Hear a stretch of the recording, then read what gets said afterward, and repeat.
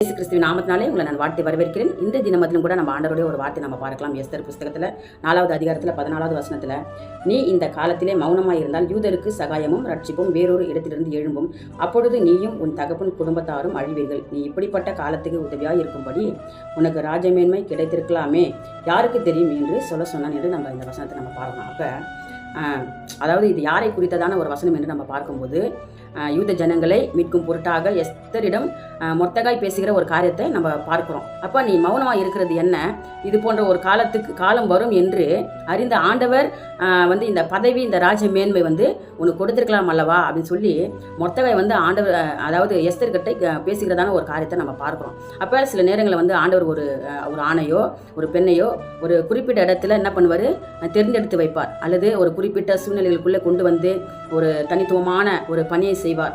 அவருடைய சித்தத்தின்படி அவர் செய்ய ஒரு குறிப்பிட்ட ஒரு ஆட்களை தேர்ந்தெடுப்பார். அவருடைய சித்தத்தை நிறைவேற்ற, அதாவது அவருடைய திட்டங்களை நிறைவேற்ற, அவருடைய சவால்களை, பணிகளை, வார்த்தைகளை ஒருவர் மூலமாக நிறைவேற்ற ஆண்டவர் என்ன பண்ணுவார், ஒரு ஆணையோ ஒரு பெண்ணையோ என்ன பண்ணுவார், தேர்ந்தெடுத்து அவருடைய திட்டங்களை, செயல்பாடுகளை அவர்கள் மூலமாக அவர் என்ன பண்ணுவார், நிறைவேற்றுவார். ஆனால் நான் அதெல்லாம் செய்ய மாட்டேன், எனக்கு விருப்பம் இல்லை, எனக்கு அதில் எனக்கு டைம் இல்லை, எனக்கு அதை சேர்த்து எனக்கு பலன் இல்லை அப்படின்னு சொல்லிட்டு ஆண்டவருடைய அழைப்பை நம்ம மறுதளித்து ஆண்டவர் மறுதளித்தோமானால் ஆண்டவர் இன்னொரு விருப்பமுள்ள ஒரு வேலை ஆட்களை ஆண்டவர் என்ன பண்ணுவார், அவர் அந்த ஆட்களின் மூலமாக திட்டத்தை அவர் செயல்படுத்தி நிறைவேற்றிக் கொள்வார். அப்போ எஸ்தருக்கு பார்த்தீங்கன்னா இது ஒரு எச்சரிப்பின் சத்தம். யூத ஜனங்களை அவர் திருப்பில் நின்று காப்பாற்றுகிறாரா, இல்லை மேன்மை கிடைத்தவுடனே, பதவி கிடைத்தவுடனே அவர் யூத ஜனங்களை மறந்து விடுகிறாரா என்று பார்க்கும்போது ஆண்டவர் திட்டத்தை செயல்படுத்துகிறார். யூத ஜனங்களை திருப்பில் நின்று அவர் காப்பாற்றுகிற ஒரு மகளாக அவள் இருக்கிறார் என்று நம்ம பார்க்கிறோம். அப்போ நம்ம எஸ்தரை போல இல்லைனாலும் நம்ம ஆண்டவர்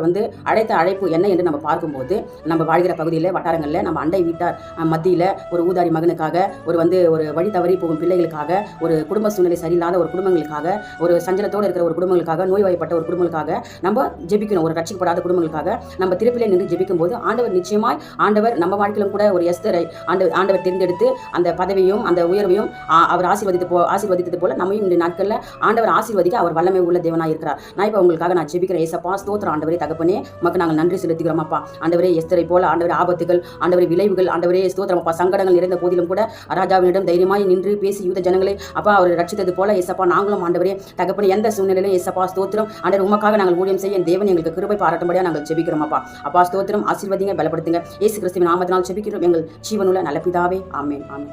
God bless you. கர்த்தர் உங்களை ஆசீர்வதிப்பார். ஆமென்.